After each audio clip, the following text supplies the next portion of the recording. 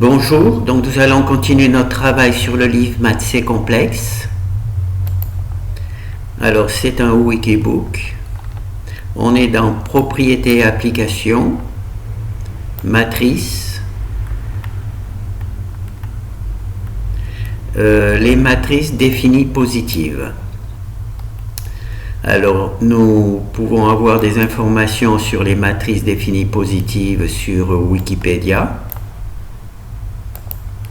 Alors nous on va voir on va présenter les valeurs, les matrices définies positives. Alors ces valeurs propres sont positives et elle est inversible. Voilà, c'est deux trucs.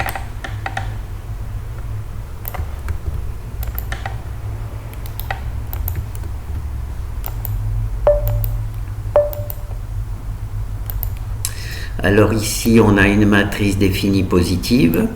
En quoi elle est définie positive? Alors, sur sa diagonale, il y a des valeurs réelles. La partie imaginaire est nulle et elle est positive, et elles sont positives. Partie réelle positive, et partie imaginaire nulle. Et sinon, elles sont conjuguées au niveau des autres valeurs. Il y a conjugué, donc là il y a plus, là il y a plus, et là il y a plus, et là il y a moins. Voilà. Et là c'est plus, moins, et là c'est plus, plus. Elles sont conjuguées. Donc on peut toujours en calculer l'inverse. Là on va calculer les valeurs propres. On calcule l'inverse des valeurs propres. Et une fois qu'on a calculé les valeurs propres et l'inverse des valeurs propres et l'inverse des valeurs propres, quand on fait cette multiplication-là, on obtient les valeurs propres et on voit qu'elles sont réelles et positives. 49, 21, 19. On peut récupérer les informations sur Octave.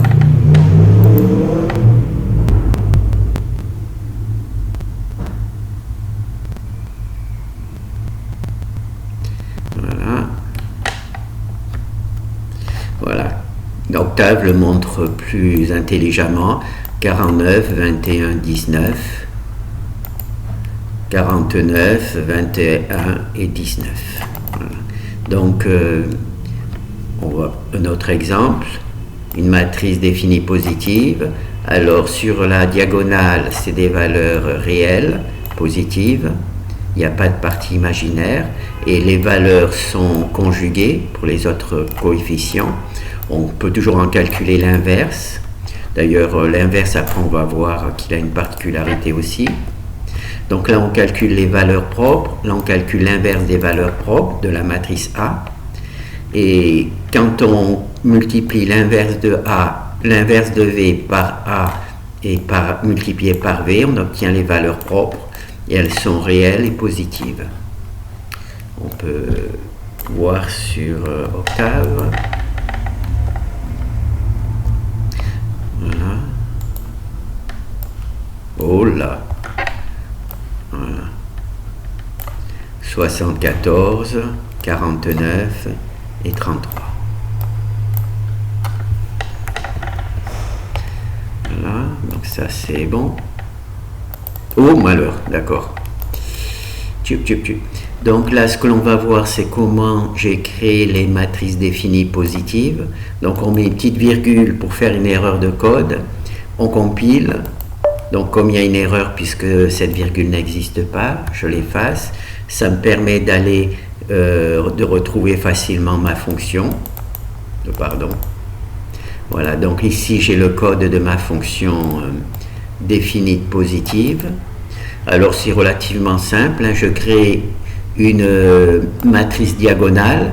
Dans cette matrice diagonale, je mets des valeurs, les valeurs propres pour qu'elles soient réelles et positives et réelles, c'est-à-dire j'efface les parties imaginaires. Donc ça c'est une fonction qui crée des matrices diagonales positives, hein. Diagonale, positive, et là j'efface simplement les parties imaginaires. Ensuite je crée une fonction, une fonction, comment on appelle, orthonormale. Une fonction orthonormale, c'est cette fonction qui crée cette fonction orthonormale. J'en prends sa conjuguée transposée et ensuite je fais simplement, je multiplie par la gauche Q, c'est-à-dire la matrice orthonormale par la diagonale, et ensuite par la gauche la truc, et on obtient A. On va le voir autrement. Là, c'est la même chose pour la matrice. On va voir les matrices définies négatives. Ça sera exactement le même code. Simplement, on va multiplier les valeurs diagonales par -1, puisque dans les matrices définies négatives, toutes les valeurs propres sont négatives. Donc, pour créer une matrice définie positive, il faut que sur les diagonales, les valeurs propres sont positives. Donc on va mettre ça sur la diagonale. Et ensuite, avec une matrice orthonormale, on peut recréer une matrice A. On va le voir plus précisément tout à l'heure. Donc ça, c'est bon. Voilà, on va le voir sur le prochain exemple. Je crois que c'est indiqué.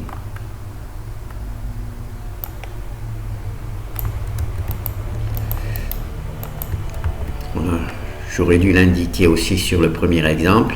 Donc c'est Q, notre matrice orthonormale, D, la matrice diagonale, et QT, sa conjuguée transposée, d'accord? Donc Q, c'est une matrice qu'on a vue, c'était orthonormale, il y a une fonction qui crée ça. D, c'est une matrice diagonale, donc il suffit que les valeurs soient positives et que l'on élimine les non complexes, la partie imaginaire. Et quand on fait ce produit-là, on obtient une matrice définie positive. Je vais remontrer, hop, compiler, erreur. J'aurais dû le mettre, voilà. On a besoin d'une matrice orthonormale. Cette matrice, elle est là. On a besoin d'une matrice diagonale qui soit positive et dont les valeurs propres, les valeurs imaginaires sont nulles. C'est ici. Diagonale positive et effacer les valeurs imaginaires. Et ensuite, il suffit de faire ce produit-là en prenant pour QT la conjuguée transposée. Voilà, conjuguée transposée. Et en faisant ce produit-là, on obtient une matrice définie positive. D'accord? Et si on voulait définie négative, il suffirait de multiplier par -1 la valeur sur la diagonale. Et c'est ici qu'on multiplie par -1 la valeur sur la diagonale et on obtient les négatives. Voilà. Donc là, c'est les trucs définis positives. Alors là, on a notre matrice définie positive. Hein. Ce qui la caractérise, c'est que sur la diagonale, les valeurs sont réelles et positives. Et les valeurs sur les valeurs des coefficients sur les autres positions sont conjuguées. Donc là, on en prend l'inverse, d'accord? Et on voit, quand on calcule les valeurs propres de l'inverse, on voit qu'elles sont aussi positives. Donc là, l'inverse d'une matrice définie positive est aussi définie positive, puisque ces valeurs propres sont positives et qu'on a la même représentation, c'est-à-dire sur la diagonale des valeurs propres réelles et des conjuguées sur les autres coefficients. Voilà.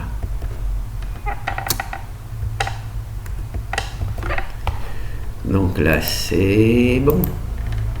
Donc ce qu'on a vu, c'est que les valeurs propres sont positives et elle est inversible. la matrice inverse d'une matrice définie positive est définie positive, donc c'est ce qu'on vient de voir, c'est-à-dire que ses valeurs propres sont positives et qu'elle a la forme d'une matrice positive. Maintenant, si A est définie positive et si S est un réel strictement positif, alors SA est définie positive. Donc on peut multiplier une matrice définie positive par un scalaire positif et la matrice reste positive, définie positive. Donc là, on a notre matrice définie positive qui est définie par une matrice Q orthonormale, une matrice diagonale dont les valeurs sont des réels positifs, et ça, c'est sa conjuguée transposée. Donc ça, c'est la création de la matrice définie positive, ça donne ça. On la multiplie par un nombre, par exemple ici 3, on obtient encore une matrice définie positive. Elle a la même forme truc, donc on peut essayer. Là, on multiplie par 9. On voit que sur la diagonale, les valeurs sont toujours positives, réelles et positives, et les valeurs sur les autres coefficients sont conjuguées. Et quand on calcule les valeurs propres, elles sont toujours positives. Voilà.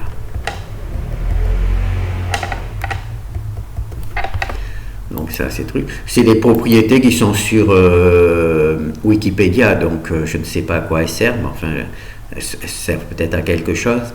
Alors, une matrice définie positive est définie positive si seulement sa racine carrée positive est inversible. Oh là. Donc là, c'est un peu compliqué.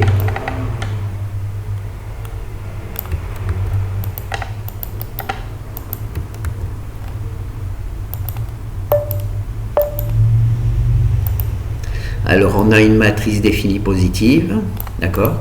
On en prend, on calcule la racine de cette matrice définie positive, d'accord? Et elle est inversible. Et si, on va relire, une matrice définie positive, une matrice positive est définie positive si seulement si sa racine carrée positive est inversible.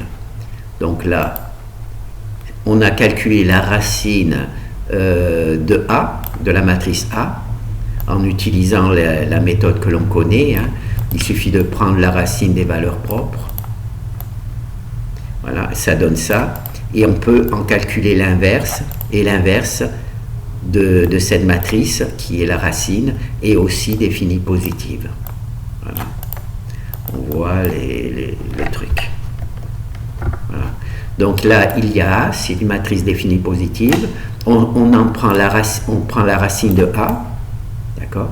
On voit que cette racine de A est définie positive. Et quand donc elle est inversible. Et donc on peut en prendre l'inverse. Et en plus l'inverse est définie positive, donc ça troque. Toutes ces propriétés, je les ai prises dans Wikipédia, donc je ne suis pas sûr, je n'ai pas d'utilisation particulière. Alors la factorisation de Cholesky, voilà, c'est la factorisation. Donc on l'a vu sur les matrices réelles, et bien elle fonctionne aussi sur les matrices complexes. Alors on va juste récupérer le code. Naturellement, pour l'instant, je ne suis pas capable de créer cette fonction de Cholesky, mais on va juste utiliser les matrices définies positives. Déjà, ça permet de savoir si Octave les reconnaît. Donc là, on a une matrice théoriquement définie positive.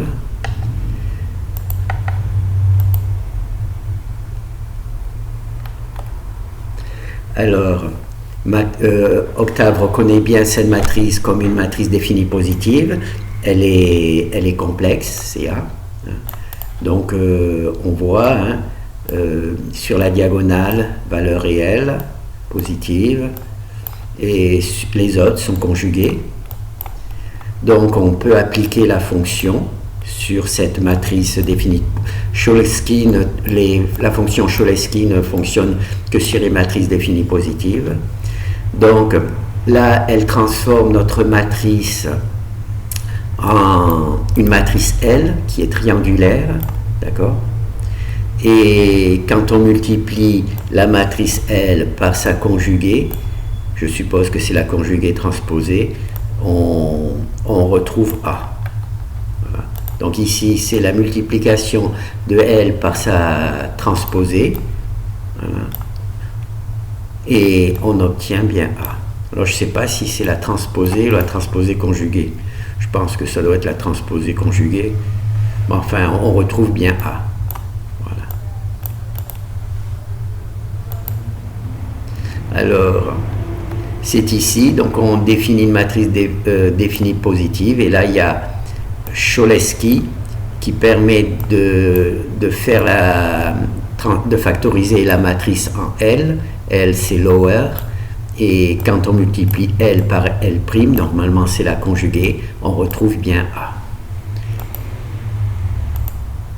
On peut faire la même chose, mais là c'est matrice inférieure, triangulaire inférieure. Là, la factorisation de Cholesky permet aussi de faire la factorisation supérieure. Donc on va voir. Ça c'est surtout déjà pour découvrir une fonction d'octave, et en même temps de vérifier que mes matrices définies positives sont bien reconnues par octave. Alors là, on va utiliser la fonction de Cholesky pour des matrices supérieures, et on va multiplier cette fois-ci par la gauche la conjuguée transposée par R. Donc là, il faudra vérifier si c'est la conjuguée transposée ou la transposée toute seule, mais normalement c'est la conjuguée transposée. Voilà, il faut que je récupère tout le code. Alors là, je vais un petit peu vider la page. Voilà. Donc déjà, il reconnaît bien comme cette matrice comme une matrice définie positive. Donc elle est ici.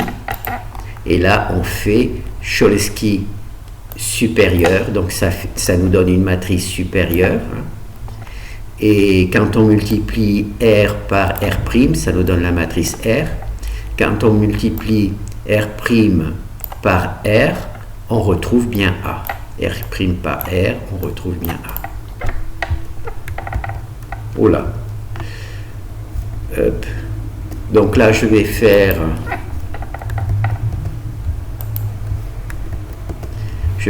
une petite erreur, c'est-à-dire que je vais remplacer la matrice définie par une matrice standard. Voilà. Et là, vous allez voir que Cholesky ne va pas fonctionner. Voilà. Donc là, c'est une matrice standard.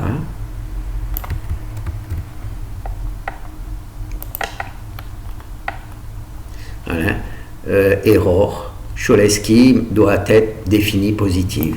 Donc, mais ça me permet de savoir que mes fonctions sont bien reconnues comme des matrices définies positives par octave. Voilà, j'ai mis une fonction aléatoire, une matrice aléatoire, et naturellement, elle n'est pas définie positive, et donc Octave l'a reconnue comme faisant partie d'une erreur. Alors là, il y a factorisation, donc là, ça permet de faire, on ne va pas le faire, bon si, on va le faire.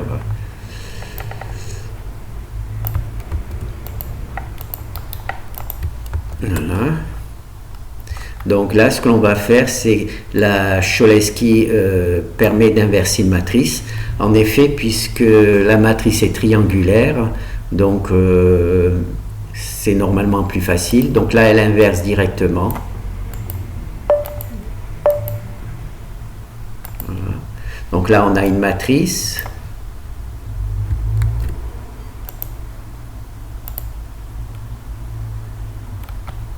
Donc elle est bien reconnue comme une matrice définie positive. puisqu'il imprime, il en calcule l'inverse, voilà, et là, donc là on a l'inverse. Voilà. Et là, quand on multiplie A par son inverse, on obtient bien la matrice identité. On obtient bien la matrice identité. Ou de l'autre côté, inverse par A, on obtient bien la matrice identité. Voilà. Et le dernier exemple, c'est Cholesky 2 inverse, c'est-à-dire que théoriquement, cette méthode est plus rapide. Elle est plus rapide.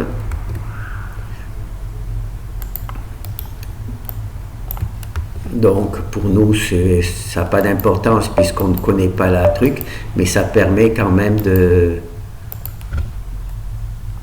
d'apprendre une nouvelle fonction sur Octave. Voilà, il y a Cholesky 2 inverse. Alors normalement, cette inversion est plus rapide que la version Cholesky inverse précédente. Voilà.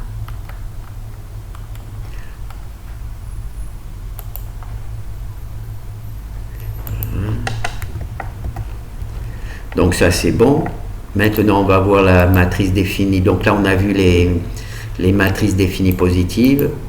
Alors ces valeurs propres sont positives, elle est inversible. La matrice inverse d'une matrice définie positive est définie positive, c'est ce qu'on a vu. On peut la multiplier par A et elle est toujours définie positive. Une matrice, si on prend la racine d'une matrice définie positive, elle est définie positive et elle est inversible. Et là, on a vu que Cholesky acceptait mes matrices définies positives. Et si je ne mettais pas la bonne matrice, Octave refusait de calculer la factorisation de Cholesky. Alors, là, on a vu les définies positives. On va voir les définies négatives. Alors, vous avez ces valeurs propres sont négatives et elle est inversible. Donc on va voir donc on va d'abord se séparer de ça.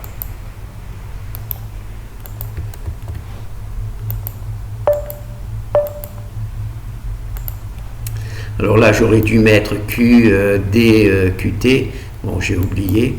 Donc ici on a une matrice définie négative, d'accord. On voit que sur la diagonale les valeurs sont négatives et réelles, et que pour les autres coefficients ils sont conjugués, d'accord. On peut en calculer l'inverse, d'accord. Et ici on calcule les valeurs propres de cette matrice, on en calcule l'inverse, et une fois qu'on a l'inverse des valeurs propres, on le multiplie par A et par V et on obtient les valeurs propres, et on voit que ces valeurs propres sont négatives. Donc on va récupérer le code ici.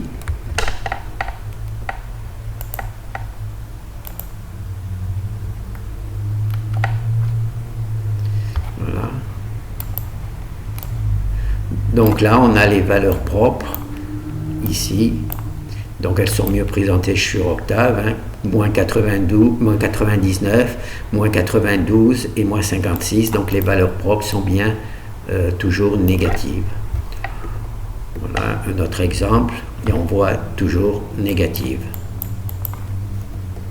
Donc elle est inversible, première étape, et on peut en calculer les valeurs propres, et ces valeurs propres sont toujours négatives. Voilà. Donc ça c'est bon, on ferme. Ensuite, la matrice inverse d'une matrice définie négative est définie négative.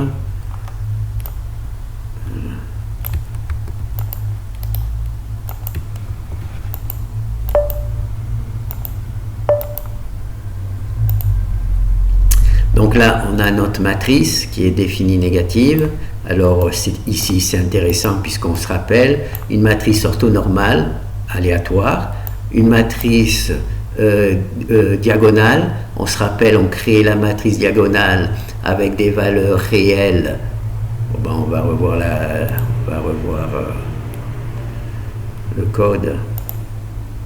Alors, une petite erreur, on compile, on supprime l'erreur, et on arrive, donc là c'est les matrices définies négatives, donc on crée ici notre matrice aléatoire orthonormale, c'est Q, hein.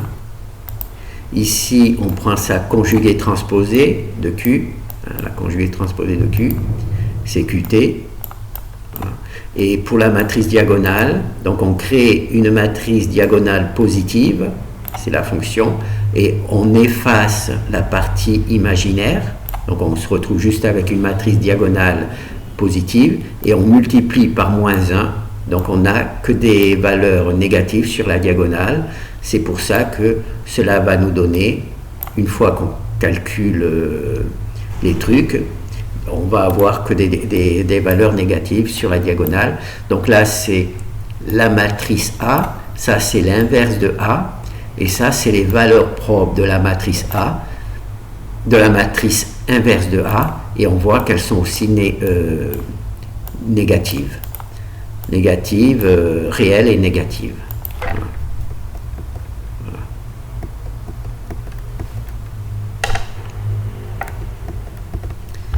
Donc ça c'est bon. Et pour le dernier, si A est défini négatif et si S est strictement positif, alors SA. Donc on peut multiplier par un nombre réel positif une matrice définie négative et elle reste définie négative. Voilà.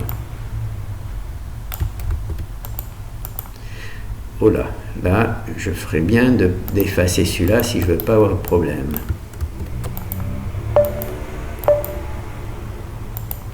Alors on a ici une matrice définie négative, on se rappelle, il faut une matrice orthonormale, on en prend sa conjuguée transposée, une matrice diagonale réelle avec des coefficients négatifs, ça nous donne cette matrice-là.